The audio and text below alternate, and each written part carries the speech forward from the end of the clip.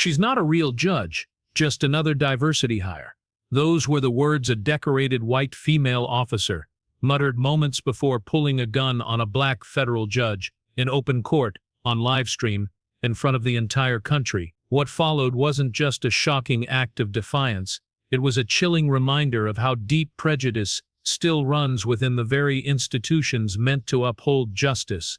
Like a match dropped in dry grass, one gesture ignited a firestorm that exposed decades of corruption. It said that power tends to corrupt, but as Frederick Douglass warned, the limits of tyrants are prescribed by the endurance of those whom they oppress. Today's story isn't just a courtroom drama, it's a battle cry. If you believe justice isn't optional, if this made your heart race or your hands shake, don't scroll away. Subscribe, drop your thoughts in the comments, and let's keep this conversation alive, because silence is never neutral. 8:59 a.m. in a federal courthouse in Jackson, Mississippi, a place where marble columns echoed with the weight of justice, and silence could cut sharper than any gavel. The courtroom was packed, journalists packed shoulder to shoulder, their cameras clicking like insects, broadcasting live to millions across the country. On trial, a controversial case involving decades of misconduct and cover-ups in the local police department. But none of that was what made this day historic. As the bailiff called out, "All rise," the room stood in unison, except for one woman. Lieutenant Madeline "Maddie" Stroud, a 30-year veteran of the force, white, steely-eyed, with a reputation for being old school, remained seated, her arms crossed, jaw clenched, legs stretched arrogantly in front of her. Her tight navy uniform bore commendations, but her stare was loaded with something colder than pride: contempt. At that moment, the newly appointed federal judge, Kendra Miles, stepped into the courtroom. Young, black, and composed, her robe trailed behind her like a tide rolling in. She didn't speak immediately. She didn't need to. The tension in the room thickened like storm air. Then, calmly and firmly, she said, "In my courtroom we stand." The cameras caught everything. Maddie's eyes narrowed, and she said without blinking, "Not for you." A collective gasp rippled through the courtroom. The live chat on streaming platforms exploded. Headlines were already writing themselves. "Defiant cop disrespects black judge in open court." But this wasn't over, not even close. As murmurs erupted, Judge Miles remained poised. She struck the gavel once, clear and sharp. "Remove her from my courtroom," she ordered. That's when Maddie stood up, and everything shifted. Slowly, deliberately, she placed her hand on her hip and unholstered her service weapon. Gasps turned to screams. She didn't fire. She didn't speak. She just raised the gun and pointed it directly at the judge. Security froze for a second, stunned. Cameras continued rolling. The country was watching. Time stretched painfully thin. "Put the weapon down, Lieutenant," a voice said. It wasn't the bailiff. It was Charlotte Monroe, once a decorated internal investigator, now a quietly reactivated federal consultant, seated 3 rows back in plainclothes. Maddie didn't even glance her way. But what Maddie didn't know was that Charlotte wasn't there by accident, and Judge Kendra Miles wasn't alone. This confrontation had been building for months, long before this courtroom ever filled. Weeks earlier, Judge Miles had accepted her appointment, knowing it wouldn't be easy. She was the youngest federal judge ever appointed in Mississippi's history. Black, female, unconnected to the state's old political networks.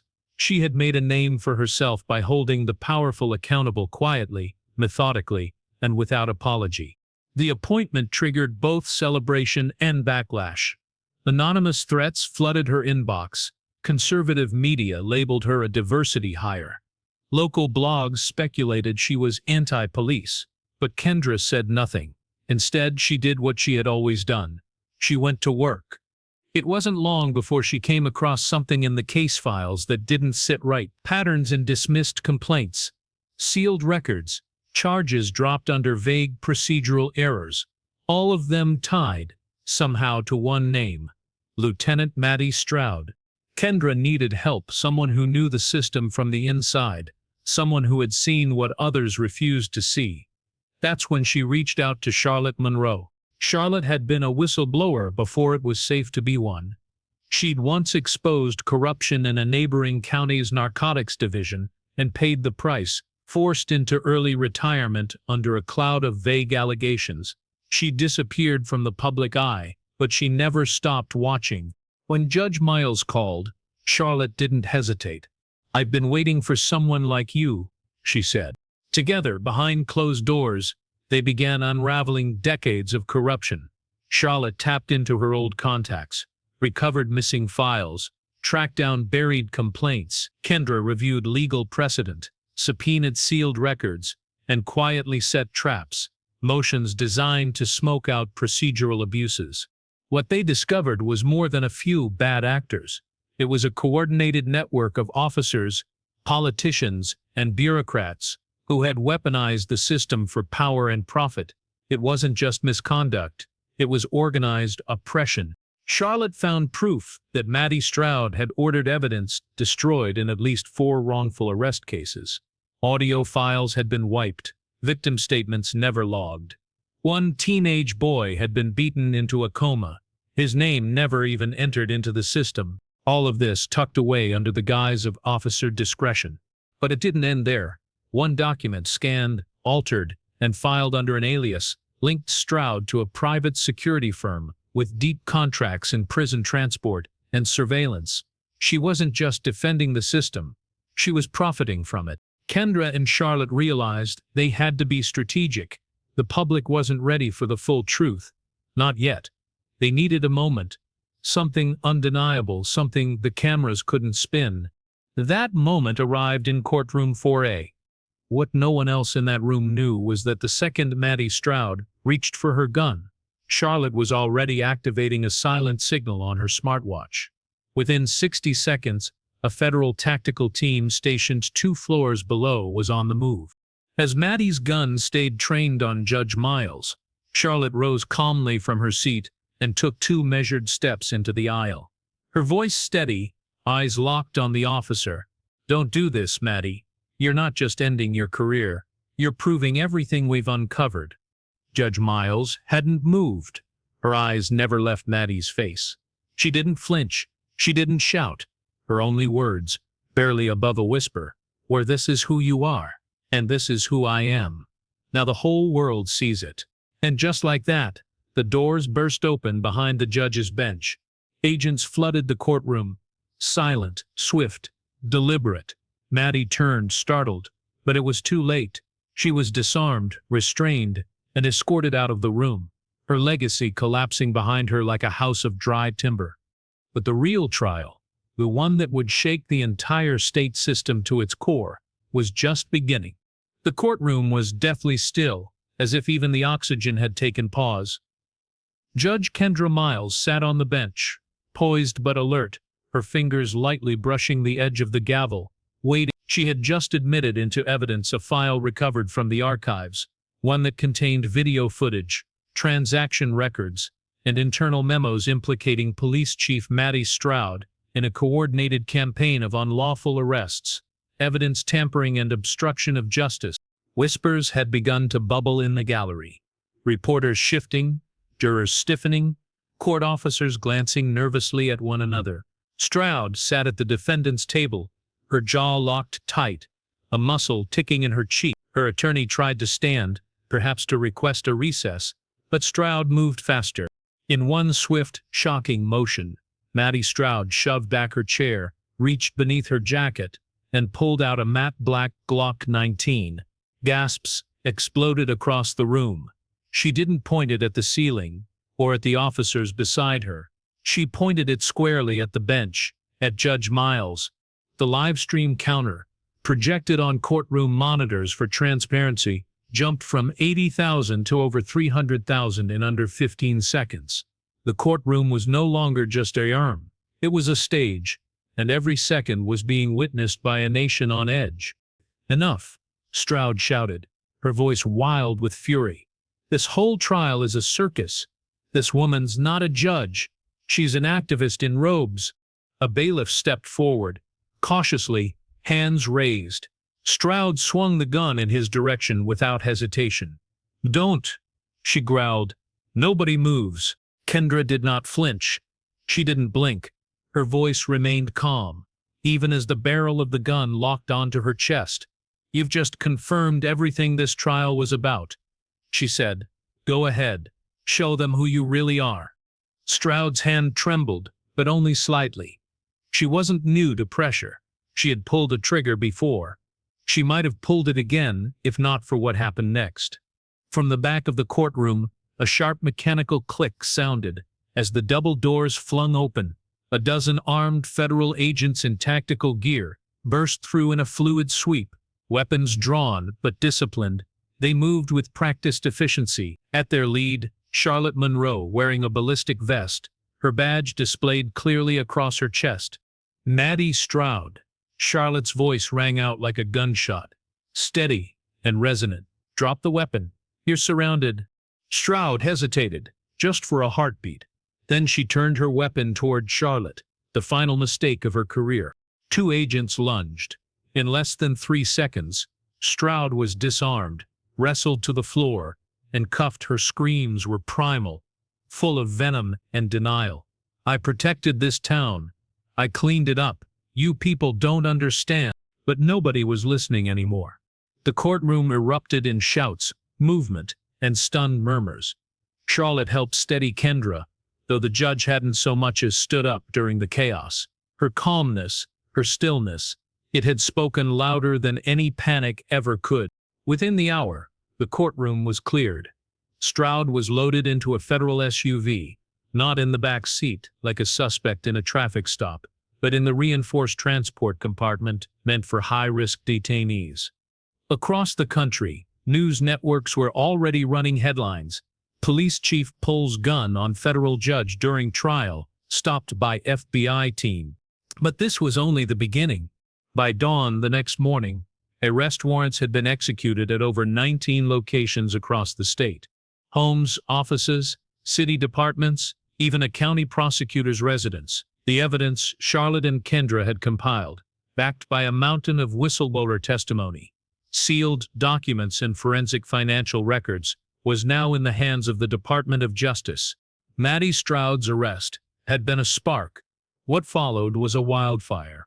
A nationwide special report titled Justice Unloaded aired on all major networks within 72 hours, produced by an independent media group and narrated by a former federal prosecutor. The series detailed how Stroud and her allies had manipulated arrest quotas, funneled minority defendants through illegal plea deals, and rerouted federal grant money to private firms they secretly owned shares in.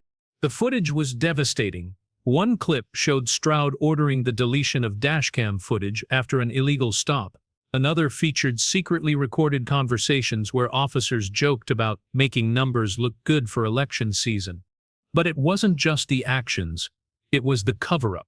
A network of city officials, judges, and law enforcement brass who had protected each other for over a decade. Many of them were arrested, got resigned within hours of the report airing.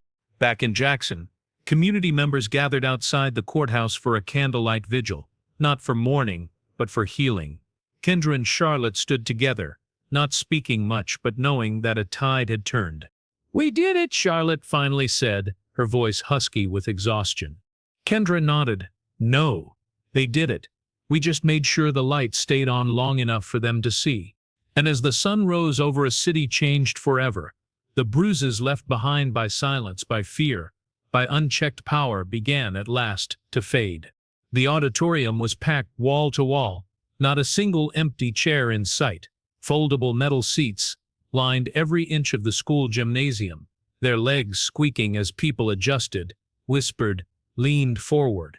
The air buzzed with something electric, something more than anticipation. It was hope, newly born and still raw, and everyone could feel it vibrating just under their skin. From city council members in polished suits, to single moms in faded jeans, from elderly veterans to high school students with phones at the ready, this wasn't just a public forum, it was a reckoning. At the front stood Judge Kendra Miles, now something more than a judge to these people. She was a symbol, a quiet flame that had refused to be snuffed out even when a gun had been pointed at her heart. The podium in front of her bore no official seal, no plaque, just a microphone, a small bottle of water, and a folding chair she had yet to sit in. She didn't need ceremony. Her presence was enough. She spoke with her usual calm, the deliberate pace that forced people to listen instead of scroll. The events of these past few weeks were not just about corruption or abuse of power, she said, her voice steady. They were about fear, and what happens when fear becomes law. There were nods across the room, silent affirmations. She continued, "But this community chose something else. You chose to stand up. You chose to speak. And in doing so, you chose to begin again." Applause broke out, not explosive, not wild, just long, heartfelt clapping that seemed to come from a place deeper than politics or even justice. It came from exhaustion, from release. When the applause faded, Kendra stepped back slightly from the mic, taking in the room. Her eyes fell on a small figure in the front row, maybe 13, maybe 14 years old. A black girl in a green hoodie, clutching a spiral notebook so tightly the wires had bent. The girl stood up, hesitantly, glancing around before stepping into the narrow aisle. Her sneakers squeaked against the polished floor as she walked slow, determined steps until she reached the base of the stage. For a moment, she just looked up at Kendra, wide-eyed. "Ma'am?" she asked, voice barely above a whisper. Kendra stepped forward and kneeled slightly to hear better. "You're the first person I've ever seen look them in the eye and not be scared." For a second, Kendra felt her breath catch, not from ego, not from pride, but from the unbearable weight of how much that sentence carried. She knelt further, so they were eye level. "I was scared," she said softly, "but I learned to be more afraid of something else."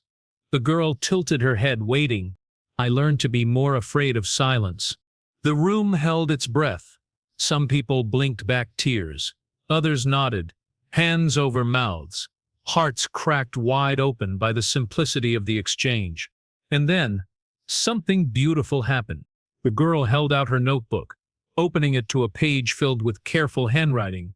"I've been writing down everything," she said. "Everything I saw, everything I heard. I want to be a lawyer, like Miss Charlotte." Kendra smiled. "Then you already are one. All it takes is the decision to stand up." From somewhere in the back of the auditorium, someone began to clap, slowly, deliberately. Others joined. Not just for the judge, not just for Charlotte Monroe, who stood quietly off to the side with a hand pressed over her heart, but for themselves, for the stories they had carried for years in silence, for the decision to speak, for the belief that maybe this time, things would be different. After the forum, as the crowd slowly dispersed, people lingered in the aisles.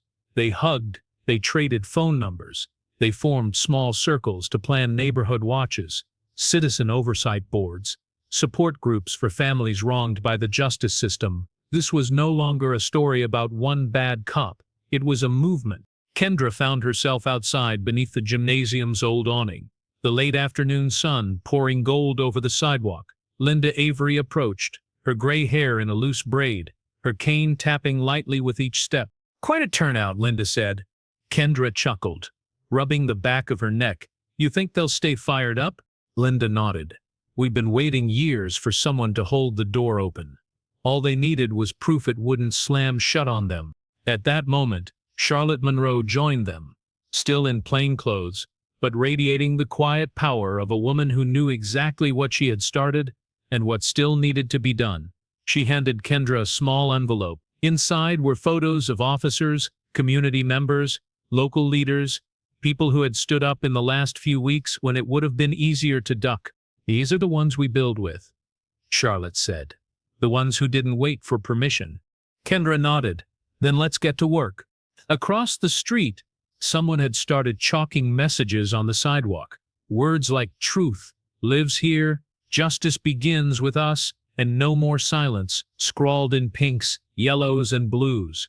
The young girl from earlier had joined them, chalk in hand, writing carefully in all caps, "Courage means speaking even when your voice shakes." Kendra watched for a moment, her eyes soft.